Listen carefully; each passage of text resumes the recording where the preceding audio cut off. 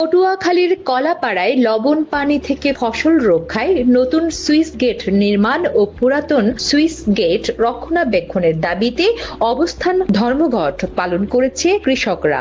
বুধবার বেলা 12টায় উপজেলা পানি উন্নয়ন বোর্ড কার্যালয় প্রাঙ্গণে এ কর্মসূচি পালন করেন তারা। এ সময় বক্তব্য রাখেন বাংলাদেশ কৃষক সমিতি কলাপাড়া উপজেলা শাখার সভাপতি জিএম মাহবুবুর রহমান, প্রচার ও প্রকাশনা সম্পাদক নয়নাভিরাম গাইন নয়ন ও ডালবুগঞ্জ ইউনিয়ন শাখার আহ্বায়ক শহীদুল ইসলাম সহ বিভিন্ন ইউনিয়নের কৃষকরা। পরে কৃষকরা পানি উন্নয়ন বোর্ডের নির্বাহী প্রকৌশলী ও উপজেলা নির্বাহী কর্মকর্তা বরাবর স্মারকলিপি পেশ করেন।